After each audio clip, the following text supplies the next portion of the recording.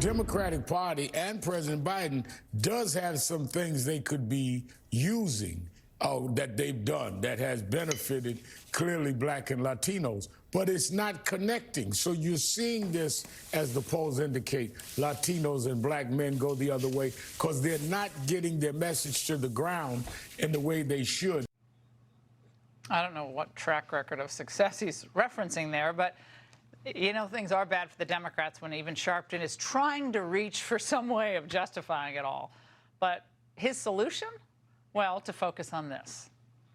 The thing that is making this competitive is the Supreme Court decision on women's right to choose and the fact that Donald Trump won't leave the stage.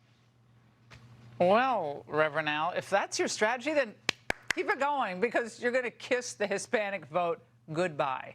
New data from the Pew Research Center shows that abortion ranks 7th in the list of top issues for Hispanic voters. The number one issue, like for everybody else, is, of course, something he won't talk about: the economy. Joining us now is Monica de la Cruz, who's a Texas congressional candidate, and Horace Cooper, National Center for Public Policy Senior Fellow, author of the new book, Put Y'all Back in Chains: How Biden's Policies Harm Blacks. Monica, what are voters telling you about these issues? Do issues like January 6th or, you know, or climate change, are those the issues that are motivating them today? What's motivating Hispanics here in South Texas is the economy and the outrageous inflation that is driving up prices, driving up gas. People are suffering down here. They're having a difficult time putting food on the table, and they're stressed. And that's why we're seeing Hispanics in South Texas not just walking away from the Democratic Party, but running away by the thousands. Now, an interesting poll from NBC News Telemundo and the Wall Street Journal shows that congressional preference among Latinos who identify as conservative had Democrats up 10 points. 9 points 10 years ago in 2012. Today, 73% of conservative Latinos prefer Republicans. Horace, that's a once-in-a-generation shift, if people can follow that. Well, absolutely. What we're seeing is if you offer the voters your January 6th investigation or your LGBTQ priorities or your climate change, it doesn't affect them, it doesn't touch them, and it doesn't address their needs.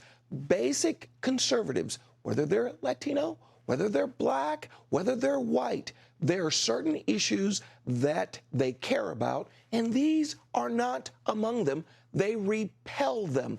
But because they won't drop them, they're running them off. Yeah, and they go back to abortion and January 6th. That's pretty much, they have abortion, they like pot, abortion, pot, porn, and January 6th. That's kind of it. You need to freeze when it gets cold. Right, exactly. And climate change. Now, you know the Democrats are in trouble, Monica, and it looks like even CNN is starting to see trouble. Watch.